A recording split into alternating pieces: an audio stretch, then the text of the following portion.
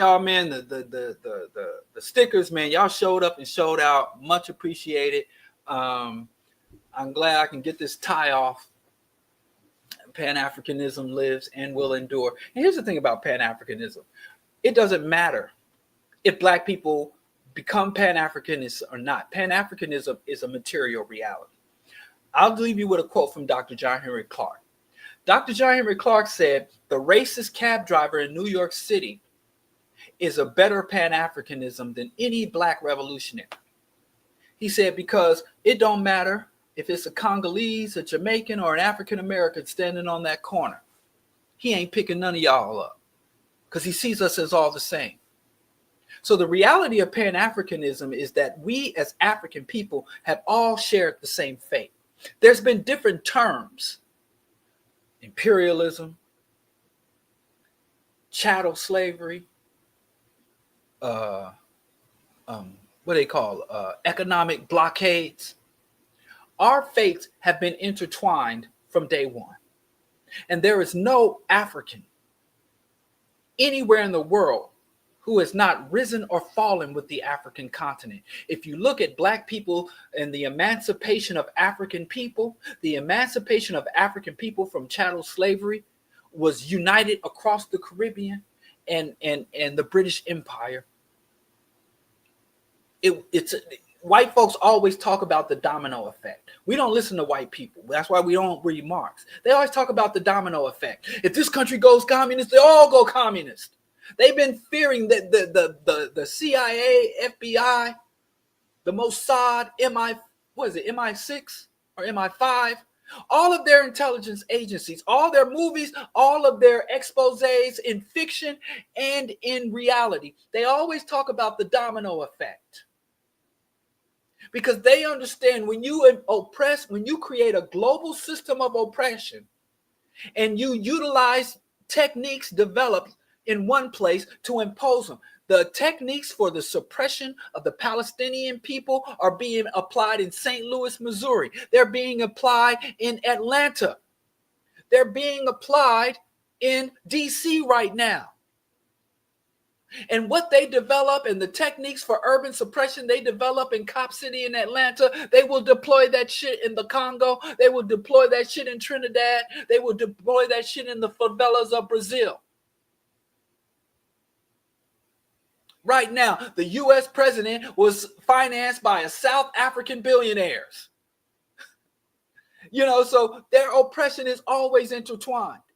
And if you have stable African oppression here and you have an African uprising over here, the white people who are residing over stable oppression always lend resources to those under. Because they said, well, look at how the United States responded to the Haitian Revolution. That's Pan-Africanism.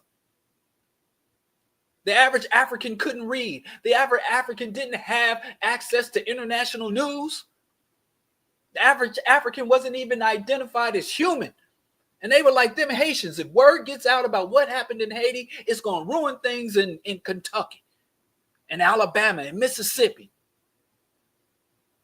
So the European oppressors, the Arab oppressors, the emerging Asian oppressors, the capitalists, the hegemons have always understood.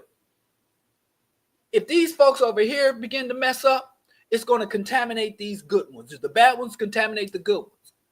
It wasn't just when the Black people in the South started rising up, they was like, it must be some Northern Negroes. It must be them Northern Negroes. They understand that freedom and resistance is as contagious. So Pan-Africanism is the most legitimate, most rational. If you have a global system of oppression, you need a global system of liberation. And I don't care if you don't like Kenyans. I don't care. I have a friend from Guyana. I don't like him. He's from Guyana, and every time I can't enjoy a mango. I love mangoes. I can't enjoy a mango because he tell me I don't eat mangoes right. We can fight over jollof rice all day and night, but the bottom line is we're going to share each other's fate. That's the bottom line. We have always shared the same goddamn fate. Civil rights would not be a thing without decolonization. Civil rights would not be a thing in this country. And as our civil rights are eroding and we're being pushed back on the plantation, neocolonialism is expanding on the African continent. We all gonna be free or none of us. And separating us by water, by nationality, by little pieces of plastic white people hand out, by birth certificate, pieces of paper, separating us by that will not exempt us. There were a bunch of Jewish people in Poland, Krakow, who saw what was happening in Nazi Germany, a whole different country.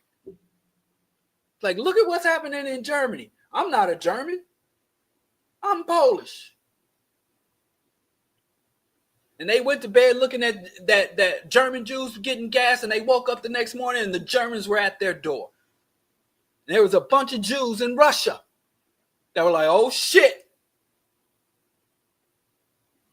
You think the United States will carry out a campaign of colonialism and genocide in the Congo and Sudan?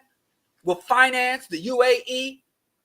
The US will not finance a proxy war between Rwanda and the Congo, just like they financed a proxy war between the Crips and the Bloods here, arming and financing both sides. Our fates are shared. If you are not a Pan-Africanism, you cannot.